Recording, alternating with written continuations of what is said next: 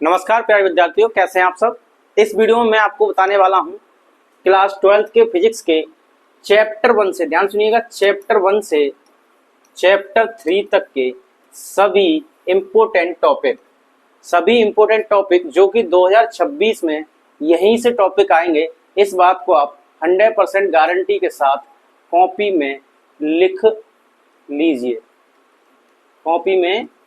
लीजिए इस बात को कि यहाँ से प्रश्न जो टॉपिक बता रहा हूँ उसी पर आएंगे, इससे बाहर नहीं आएंगे। ऐसा मैं इसलिए कह रहा हूँ क्योंकि ये मेरे कई सालों का अनुभव है। 2025, 24, 23 और 22 के पेपरों को देखने के बाद, जो यूपी बोर्ड द्वारा आए हैं उनको देखने के बाद मैंने एनालिसिस किया है और ऑब्जर्व किया है कि आपको कौन से टॉपिक पर यूपी बोर्ड आपसे किस तरीके के प्रश्न पूछता है। तो ये सब ऑब्जर्व करने के बाद अपने एक्सपीरियंस से बता रहा हूँ कि मैं यहाँ पर जो टॉपिक बताने वाला हूँ पेपर में यही आएंगे। और इस बात की गारंटी इसलिए ले रहा हूँ क्योंकि मैंने 2025 के जो पेपर था फिजिक्स का, उसे आने से पहले मैंने आपको वीडियो बना के दी थी, वो इस चैनल पर आपको मिल जाएंगी। इस वीडियो के डिस्क्रिप्शन में मैं उसका लिंक दे दूंगा, आप देख सकते हैं कि जो क्वेश्चन मैंने बताए थे कि 2025 के पेपर में ये आने वाले हैं, क्वेश्चन भी बताए थे, आंकिक प्रश्न भी बताए थे, ये आने वाले हैं। और आप जाके देखोगे कि फिर मैंने पेपर का एनालिसिस किया था, वही क्वेश्चन उस पेपर में आए, उससे आपको भरोसा हो जाएगा और आप अपनी तैयारी अच्छी कर सकेंगे। तो यहाँ पर भी भरोसा रखिए, मैं आपकी तैयारी को अच्छा कराता रहूंगा। अगर आपने चैप्टर 1, चैप्टर 2 और चैप्टर 3 तैयार नहीं किया है तो हमारे चैनल की प्लेलिस्ट में जाके आप देख सकते हैं। चैप्टर 1, चैप्टर 2 और चैप्टर 3 के सभी इंपोर्टेंट टॉपिक्स प्लस आंकिक प्रश्न आपको वीडियोज में मिल जाएंगे। किसी टॉपिक में दिक्कत हो तो कमेंट करके बता दीजिएगा। नेक्स्ट चैप्टर 4 से हम वीडियो जल्दी लाएंगे। तो यहाँ पर हम देख रहे हैं चैप्टर 3 और चैप्टर 1 और चैप्टर 2 में कौन कौन से इंपोर्टेंट टॉपिक्स हैं। तो देखिए यहाँ पे बात करते हैं। सबसे पहले 1 अंक वाले जो प्रश्न हैं, बहुविकल्पीय प्रश्न और अति लघु प्रश्न आते हैं, वो कौन कौन से आते हैं चैप्टर 1 और चैप्टर 2 से।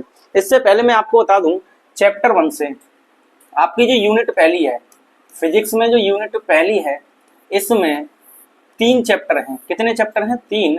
एक तो होता है स्थिर वैद्युतिकी के अंदर, जिसमें 2 चैप्टर हैं, जिसमें क्या है, चैप्टर 2 है, चैप्टर 1 और चैप्टर 2। और एक है यहाँ पर, ये यहाँ पर मैं लिख दिया है धारा विद्युत, इलेक्ट्रिक करंट या इलेक्ट्रिसिटी कहते हैं। तो धारा विद्युत में एक चैप्टर है विद्युत धारा।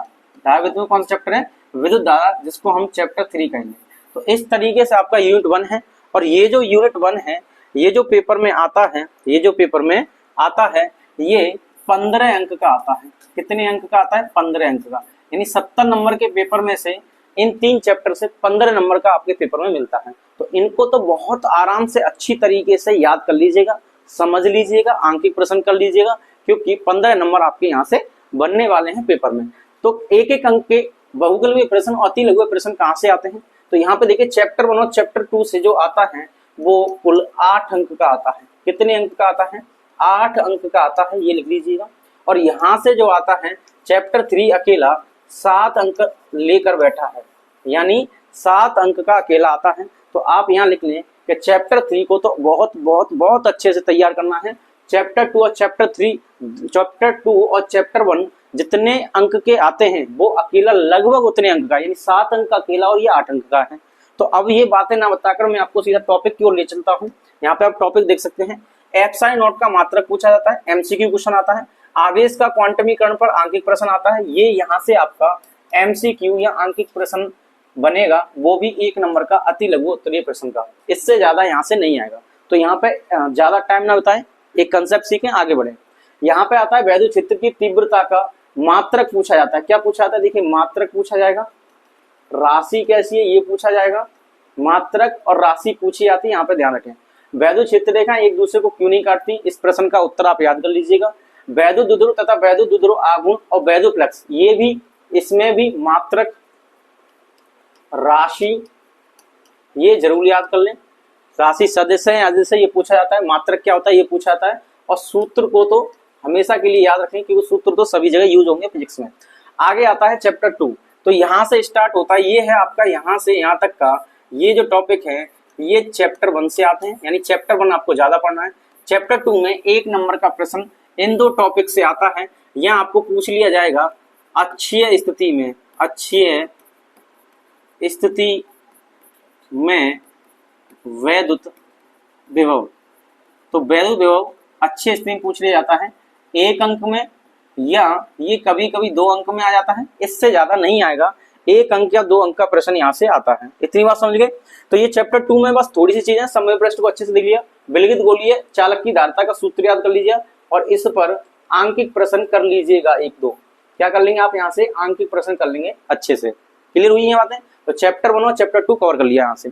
चैप्टर 1 को आप ज्यादा पढ़ें, चैप्टर 3 को और ज्यादा पढ़ें, और चैप्टर 2 को थोड़ा सा कम पढ़ेंगे चल जाएगा। यहाँ पे मैं जो टॉपिक बताने जा रहा हूँ उनको आप अच्छे से याद कर लीजिएगा, समझ लीजिए, वहीं से आएगा, उससे बाहर के टॉपिक नहीं आएंगे। ठीक है, फिर से बता रहा हूँ, उससे बाहर के टॉपिक नहीं आएंगे। पेपर जब आएगा आपके हाथ में तो आपको पता लगेगा जो बताया वही आया है। यहाँ देखिए चैप्टर 3 से गतिशीलता, धारा घनत्व, अनुगमन वेग और चालकता, इनमें से परिभाषा क्या लिखना है भाई, परिभाषा, परिभाषा के बाद मात्रक, क्या लिखना है, मात्रक और राशि। परिभाषा यहां पर भी देख लीजिएगा, परिभाषा, मात्रक और राशि, ये सारी चीजें इनमें से एक मिलने वाला है 2026 के पेपर में। यहां से तो गारंटी है छपेगा ही छपेगा, लिख लीजिए इस बात को। तार को n गुना खींचने पर प्रतिरोध, नया प्रतिरोध, नया प्रतिरोध कितना होगा, एक फॉर्मूला होता है R2 बराबर n स्क्वायर R, R2 बराबर n स्क्वायर R1 से। यहां से अगर MCQ क्वेश्चन आएगा तो आप डायरेक्ट फॉर्मूला लगाएं और आंसर टिक कर दें। बाकी लॉन्ग क्वेश्चन जो आएगा वो 3 नंबर में आता है, आगे बताएंगे किस टॉपिक पर आएगा। आगे देखिए यहाँ पर ओमीय तथा अनोमीय प्रतिरोध क्या होते हैं, विद्युत शक्ति का SI मात्रक क्या होता है, विद्युत शक्ति का फॉर्मूला क्या होता है, यहाँ से आएगा। किरचॉफ का नियम, ये एक ऐसा टॉपिक है जो लॉन्ग प्रश्न में भी आता है, यानी दीर्घ उत्तरीय में भी आता है, और ये शॉर्ट में भी आ जाता है। 1 नंबर में पूछ लेगा कि किरचॉफ के प्रथम नियम का चिन्ह प्रपाठी लिखिए, द्वितीय नियम की चिन्ह प्रपाठी लिखिए, या किस सिद्धांत पर आधारित है, ये पूछ लेता है। अगला आता है सेल का विद्युत भाग बल, इसकी परिभाषा, परिभाषा, मात्रक, सूत्र, ये लिख लीजिएगा। 1 अंक आएगा, इससे ज्यादा नहीं आएगा। तो यहाँ पर 1 अंक वाले प्रश्न हमने देखे चैप्टर 1, चैप्टर 2 और चैप्टर 3 से। स्क्रीनशॉट लेना चाहो तो स्क्रीनशॉट ले लीजिएगा और लिख लीजिएगा। ठीक है, इसके बाद बात करते हैं चैप्टर 1 में बड़े बड़े क्वेश्चन कौन से आते हैं। तो वैद्युत आवेश तथा क्षेत्र जो चैप्टर 1 है, इलेक्ट्रिक चार्ज एंड फील्ड्स वाला, इसमें क्या क्या आएगा, तो देखिए कूलाम के नियम पर आंकिक प्रश्न आएगा। यहाँ पर तुम्हें कम मेहनत करनी है, बहुत ज्यादा नहीं करनी है। ज्यादा से ज्यादा यहाँ पर जो आता है 1 या 2 अंक का ही आता है, बहुत बड़ा प्रश्न यहाँ से नहीं आने वाला। बहुत सारे स्टूडेंट इस पे बहुत ज्यादा फोकस करते हैं, कूलाम का नियम, कूलाम का नियम, कूलाम का नियम। आप पुराने पेपर उठा के देखोगे तो पता लगेगा कूलाम का नियम 1 या 2 नंबर में आया है, और इससे ज्यादा से ज्यादा अगर रिपीट किया है तो 1 या 2 नंबर में किया है। 3 या 5 नंबर में जो आता है वो बहुत कम आता है। ठीक है, तो यहाँ पे 1-2 सवालों को ध्यान दीजिएगा, आगे बढ़ जाइएगा। आगे बात करते हैं अच्छे निरक्षीय स्थिति में वैद्युत क्षेत्रीय तीव्रता, इसको पढ़ लीजिए। ये 3 अंक से कम नहीं आएगा, ये 3 अंक से कम नहीं आएगा, ध्यान रखना। एक समान वैद्युत क्षेत्र में द्विध्रुव पर लगने वाले बल आघूर्ण न्यूमेरिकल सदिश रूप में ये आपको पढ़ना है, इसका डेरिवेशन पढ़ना है। फॉर्मूला होता है टाउ बराबर PE sin थीटा। ठीक है, ये यहां से आएगा, सदिश रूप लिख लेना, टाउ वेक्टर बराबर P vector cross E vector, यहाँ पे ये होता है। ओके, इस तरीके से आप कर लेंगे। आगे देखिए गॉस की प्रमेय अनुप्रयोग, अनुप्रयोग गॉस की प्रमेय के 3 होते हैं। कितने होते हैं, 3। यहाँ शॉर्ट में लिख रहा हूं, एक तार वाला होता है, एक प्लेट वाला होता है, और एक गोलीय कोश वाला होता है। कौन सा होता है, गोलीय कोश वाला। इन तीनों में से भी अगर मैं अपना बताऊं तो प्लेट वाला इस बार आने के पूरे चांस हैं। 2026 लिख दीजिए, अगर आया तो ये जरूर आएगा। और इसके अलावा ये जो हैं इनको भी आप देखिएगा, मैं ये नहीं कह रहा हूं इनको आप छोड़ दें, इस पर ज्यादा ध्यान दीजिएगा। ये और ये जो हैं ये भी आ सकते हैं, ये आपके समय और किस्मत पर निर्भर करेगा। हो सकता है कि आपके पेपर में ये ना आए और आपके दोस्त के पेपर में ये आ जाए, पर तीनों को आप अच्छे से तैयार कर लें तो यहाँ पे चैप्टर 1 कंप्लीट होता है। इससे ज्यादा कुछ नहीं पढ़ना आपको। इन टॉपिकों को स्क्रीनशॉट लीजिए, लिख लीजिए, नोट ऊपर टिक कर लीजिए जहां पे आपने नोट्स बनाए। चैप्टर 2 की बात करें तो क्या क्या पढ़ना है, वैद्युत द्विध्रुव की अच्छी स्थिति में वैद्युत विभव का जो सूत्र है इसका डेरिवेशन कर सकते हैं। ये 2 अंक में आएगा। कितने अंक में आता है, ये 2 अंक में आता है, इससे ज्यादा नहीं आएगा। अगला देखिए आवेशों के निकाय की स्थिर ऊर्जा का आंकिक प्रश्न, ये 2 या 3 अंक का यहाँ से आएगा, 2 या 3 अंक का यहाँ से आएगा। एक समान वैद्युत क्षेत्र में स्थित द्विध्रुव को घुमाने में किया गया कार्य, तो यहाँ पर ये डेरिवेशन देख लें। इसका क्या देखेंगे भाई, डेरिवेशन देखना है आपको। क्या देखना है, डेरिवेशन। ध्यान से लिखिएगा, डेरिवेशन। आप सभी डेरिवेशन के चक्कर में ना पड़े, आप पुराने पेपर उठा के देखोगे, लगभग 25 और 24 का पेपर देखिए, यूपी बोर्ड ने डेरिवेशन बहुत ज्यादा देना बंद कर दिया है। लिमिटेड डेरिवेशन आते हैं 1 या 2, उन पर ही ध्यान दें। बाकी सब पे ना दें। आगे देखिए समांतर प्लेट संधारित्र की धारिता, यहां से एक न्यूमेरिकल आता है, क्या होता है C बराबर के A F sine not upon D, यहां से एक अंक के प्रश्न बनेगा ही बनेगा। अब देखिए ये 3 टॉपिक है, समांतर प्लेट संधारित्र का एक ये वाला, एक ये वाला और एक ये वाला। अब इन तीनों में से एक छपेगा, यहाँ पे क्या लिख लेंगे आप, एक प्रश्न छपेगा, तो यहां से इन तीनों में से इस पे लिख दीजिए 2026। जिस पे मैं 2026 लिख रहा हूं, इनको तो आप अच्छे से कर ही लें, इनको तो भूल से भी भूल करके ना छोड़ें, इनको आप अच्छे से कर लें। क्या समांतर प्लेट संधारित्र की धारिता किन किन कारकों पर निर्भर करती है, इसी फॉर्मूले से हो जाए, के पर, ए पर और डी पर निर्भर करती है। समांतर प्लेट संधारित्र की धारिता का व्यंजक प्राप्त कीजिए जब प्लेटों के मध्य टी मोटाई की परावर्तक की प्लेट रखी हो, इसका डेरिवेशन। क्या लिखना है आपको, डेरिवेशन।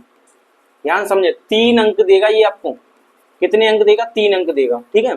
अब देखिए समान संधारित्र का संयोजन पढ़ना है, और ये U बराबर हाफ CV², ये आपने पढ़ा होगा। संधारित्र को आवेशित करने में जो ऊर्जा होती है U बराबर हाफ CV² होती है। इस पर न्यूमेरिकल देख लें, हो सकता है इनका मिक्स न्यूमेरिकल आ जाए या इस पे सिंगल न्यूमेरिकल आए। सिंगल आएगा तो 2 नंबर का आएगा, और मिक्स आएगा तो हो सकता है आपको 5 नंबर तक पहुंचा दे। आपको चित्र वगैरह दिया हुआ सॉल्व करना है और ये भी पूछा जाएगा, क्लियर। तो यहाँ पे चैप्टर 2 को यहीं पे फिनिश करते हैं, इससे ज्यादा नहीं पढ़ना है। चैप्टर 3 की बात करते हैं, तो चैप्टर 3 में धारा और अणुवेग में संबंध, डेरिवेशन। यहां से क्या करना है आपको, डेरिवेशन करना है।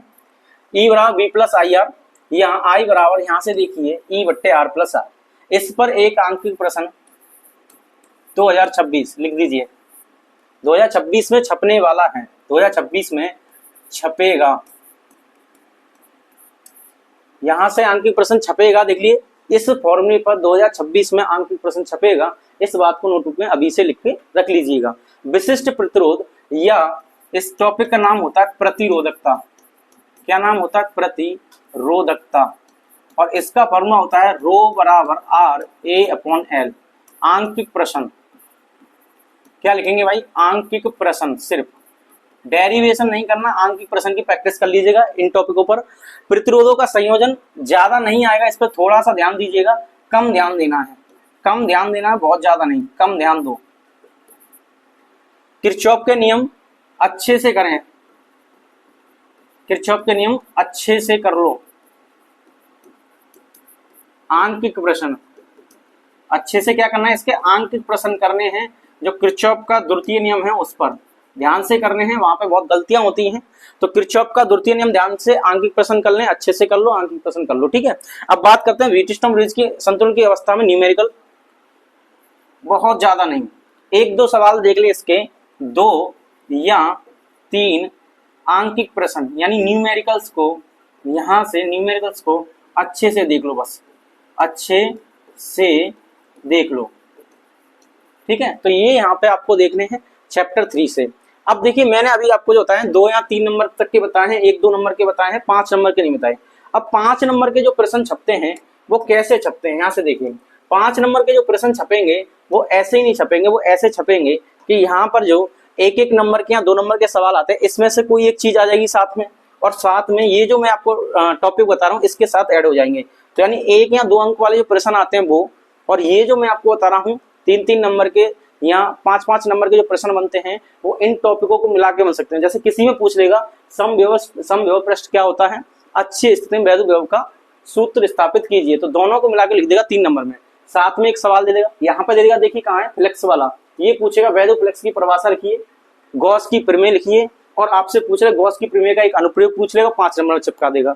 इस तरीके से 2-3 क्वेश्चन को मिला के एक में रख देगा, वहां से 5 नंबर का प्रश्न बनेगा, क्लियर। इस तरीके से 5 नंबर के प्रश्न मिलते हैं। तो मैंने आपको बताया यहाँ पर ऑल इंपोर्टेंट टॉपिक, जो कि 2026 में टॉपिक यही आएंगे, यूपी बोर्ड और बिहार बोर्ड के लिए है। बिहार बोर्ड वाले बच्चे देख रहे हैं तो कमेंट करके हमें बता दें, आपके लिए भी वीडियो बनाते रहेंगे और आपके लिए बताएंगे 100% श्योरिटी के साथ कौन सा पेपर में क्वेश्चन आपका आता है। तो यहाँ पे आप ले लीजिए चैप्टर 1 से चैप्टर 3 तक यही आने वाले हैं। एक बार मैं आपको दोबारा दिखा देता हूँ, ये देखिएगा, ये भी देखिएगा, ये भी देखिएगा, और ये लास्ट यहाँ पे देखिएगा, ठीक है ना। नेक्स्ट चैप्टर 4, चैप्टर 5, चैप्टर 6 और इसके बाद जितने भी चैप्टर हैं फिजिक्स में, अगर आपको उनके भी इंपॉर्टेंट टॉपिक्स की वीडियो चाहिए तो आप हमें कमेंट करके जरूर बता दें। अगर आपका कमेंट आएगा तो मैं जल्दी से जल्दी वीडियो अपलोड करके बता दूंगा, और जिसपे 2026 लिख लूं इसका मतलब वो छप ही गया है, उसको आप अच्छे से कर लें। ये मैं अपने पूरे अनुभव के साथ कह रहा हूँ, विश्वास के साथ कह रहा हूँ। विश्वास बनाइए और अपने नंबर अच्छे पाइए, इससे आपका स्कोरिंग अच्छे से अच्छा हो जाएगा, ठीक है ना। तो इस वीडियो को यहीं पे समाप्त करते हैं, मिलते हैं नेक्स्ट वीडियो में। जब तक पढ़ते रहिए, मुस्कुराते रहिए। जय हिंद।